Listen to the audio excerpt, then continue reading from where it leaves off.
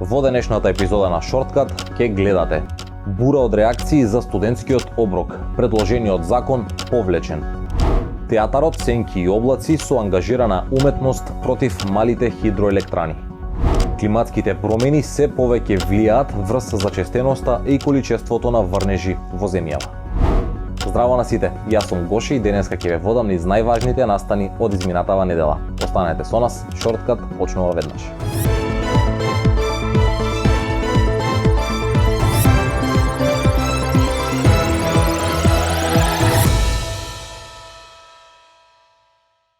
Предложените измени во Законот за студентски оброк што беа објавени минатиот петок предизвикаа незадоволство меѓу студентите и реакција од властите за повлекување на предлог законот.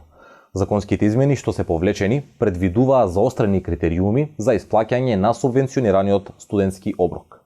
Универзитетските студентски собранија на државните универзитети во земјава едногласно реагираа дека не се согласуваат со предложените законски измени за субвенционираниот оброк, нагласувајќи дека целта е секој студент да има право на здрав оброк. Со негативни реакции се огласија и студентите на приватните универзитети.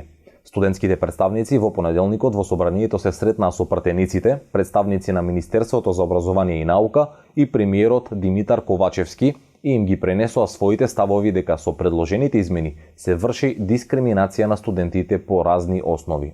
Пред собранието се одржа и протест на движењето Студентски отпор. По средбата во Законодавниот дом, студентите и државата постигнаа договор според кој субвенциониран оброк ќе почне да се исплаќа како и минатата година, односно студентите ќе го добиваат на месечно ниво на своите трансакцијски сметки, а од март ќе почне да се применува системското решение. За почеток субвенциите за оброк ќе изнесуваат 120 денари дневно, а од март, како што најави министерот за образование Јетон Шакири, ќе се покачат на најмалку 140 денари. Инаку Мета МК веќе пишуваше дека МОН доцни со објавување на годинешниот конкурс за студентски оброк, а со тоа беше доведено во прашање и користењето на ова студентско право кое беше воведено од владата минатата година и кое лани беше искористено од 27.000 студенти. Уште една многу актуелна тема која постана секојдневие за средношколците периодов се лажните дојави за бомби во училиштата. И покрај тоа што средношколците не се директно виновни за прекинот на наставата во средните училишта, од Министерството за образование и наука информираат дека изгубените часови поради дојавите за лажни бомби ќе мора да се одработат до крајот на првото полугодие. Од Министерството појаснуваат дека училишните раководства имаат должност да пронајдат начин за надоместување на наставата изгубена поради евакуација на средношколците по лажните дојави за поставени бомби. А како главна тема вечерва во Шорткат ја третираме ангажираната уметност на театарот Сенки и облаци, кој е единствен театар што работи представи со сенки во земјава и кој изминатово лето и рана есен работеа на театарскиот перформанс Флудо, духот на водата. Представата ја работеа во соработка со Екосвест, а е наменета правенствено за младите да ги освести за штетноста од изградбата на малите хидроелектрани и уништувањето на реките во земјава. Веќе 5 години поред, во населбата Дебар Мало, во срцето на Скопје, свое катче за продукција на уметност има театарот Сенки и облаци, кој е единствениот театар со сенки во земјава. Театарот постои од 2005 година и во изминатиот период има продуцирано мноштво представи.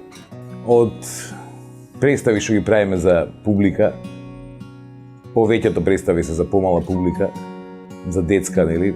Секогаш гледаме да има во приказната дел кој што и ако нивните родители додат со нив, ќе им биде еднакво забавен, како приказниот типот на Малиот принц, на Сињан Штркот, на представи што ги пишуваме, кои би сакале да бидат и за деца и за возрастни.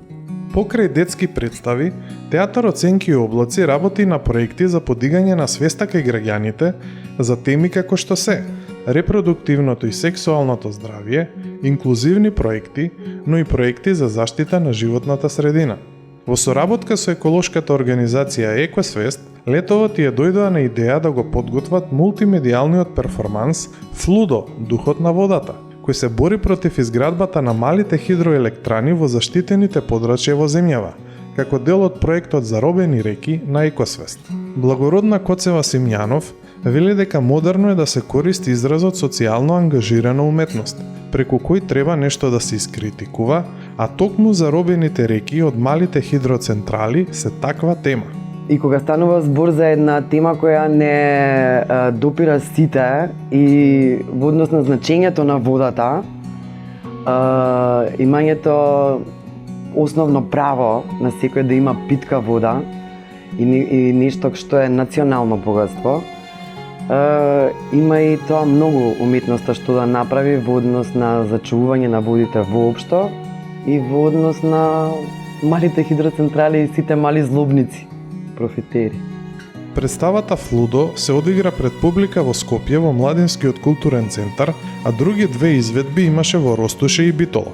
Представата Флудо, духот на водата, која вели стоп за градењето и уништувањето на реките кај нас, е наменета како за деца и млади, така и за нивните родители.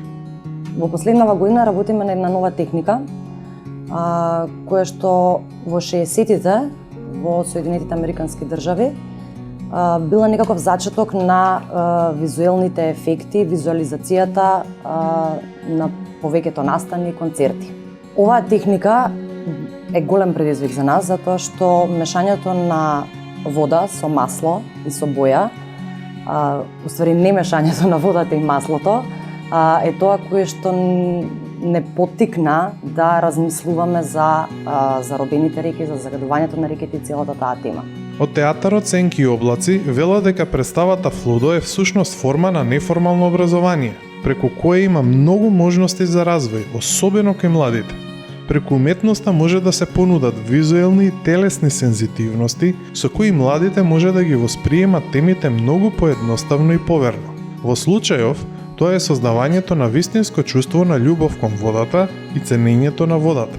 Театарот Сенки и облаци во периодот до Нова година во нивниот простор во Дебармало на репертоарот ќе понуди театарски представи со сенки, а ги повикуваат и другите уметници кои имаат мултимедијални проекти да пристапат кон нив во нивното организирање, напоменувајќи дека нивните врати се секогаш отворени за свежи идеи. Конференцијата за климатски промени КОП27 утре ќе заврши во Шарм ел Шејк во Египет, а светските медиуми се преполни со песимистички бројки дека годинава ќе ја завршиме со рекордни емисии на стакленички гасови поради силниот раст на авиосообраќајот и зголемената употреба на јагленот за производство на струја во услови на енергетска криза. И додека на меѓународно ниво за климатските промени се зборува многу, а недоволно се презема за да се ограничи порастот на глобалната просечна температура на под 1,5 Целзиусови степени, во Македонија имаме податоци од Државниот завод за статистика за минатата година, кои укажуваат на влијанието на климатските промени. Количеството на врнежи лани било зголемено речиси во целата земја, но бројот на денови кога врнело дожд и снег бил намален во споредба со просекот од 2016 до 2020 година. Надпросечни врнежи се регистрирани во Битола, Скопје, Берово и други градови, но статистиката покажува дека бројот на денови кога има врнежи е намален. Како резултат на ова, земјава се соочува со подолги периоди без врнежи, кои предизвикуваат суша, а по кои следат интензивни врнежи кои пак може да предизвикаат поплави или други штети. Пораката што ни ја испраќа природата е јасна. Времето ќе станува се поекстремно ако самите ние не преземеме мерки со кои ќе го ограничиме испуштањето на штетни гасови во атмосферата. Емисијата ја продолжуваме со успесите кои ги постигнаа средношколците што учествуваа на годинешниот настан Social Day во организација на Сдруженијето на граѓани Младите можат. Годинава 90 средношколци беа дел од општествената промена и преку 8 часа работа на различни позиции овозможија промена и придонесоа со своите изработени дневници во Младинскиот фонд. 30 домашни компании и организации исто така учествуваа во обезбедувањето на работни позиции за младите. Од кога ќе се дознае колкава е вредноста на паричниот фонд од овогодинешниот Social Day, од Младите можат информираат дека ќе објават повик за пријавување на младински иницијативи кои ќе добијат финансиска и менторска поддршка за реализација на проекти. Запамтете го добро датумот 7 декември, бидејќи на овој ден со почеток од 17 часот ќе се одржи настанот Сајбер насилство, последици во реалниот живот во рамките на годинешната меѓународна конференција Е-општество МК, што ја организира Фондацијата Метаморфозис. За сите заинтересирани млади во киносалата на Кинотека спроти гимназијата Никола Карев во Скопје ќе се одржи бесплатна проекција на филмот Сестри на режисерката Дина Дума. Овој филм ја обработува темата за сајбер насилството меѓу младите во земјава, а веднаш по проекцијата ќе се одржи и панел дискусија. На дебатата ќе говорат режисерката на филмот Сестри, Дина Дума, и психологот Радмила Живановиќ, на која што ќе се разговара за сајбернасилството на социјалните мрежи, апликациите за пораки и видеоигрите со кои се соочуваме во денешницата. Не заборавајте да си обезбедите билет за бесплатната проекција на филмот и панел дискусијата на време, а за повеќе информации за пријавувањето следете не на социјалните мрежи. За крајот на денешната емисија не заборавајте дека на 7 декември вечерта во арената Борис Трајковски во Скопје ќе се одржи и 24-тото издание на фестивалот Таксират. Организаторите на фестивалот веќе започнаа со објавувањето на имињата на музичарите и бендовите што ќе настапат годинава. За љубителите на андерграунд хип-хопот од земјава ќе настапат Зад Аголот. На Таксират доаѓа и водечката уметница на британскиот хип-хоп IMDDB, а на главната вечер ќе настапи и популарниот српски бенд Бучке Сиди, шпанскиот бенд Ла Пегатина, како и ценетиот треш метал бенд Содом.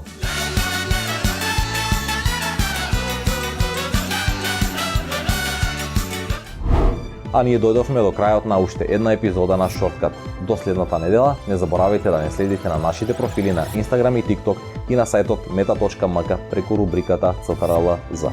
Се гледаме следната недела во истото време. Чао, чао!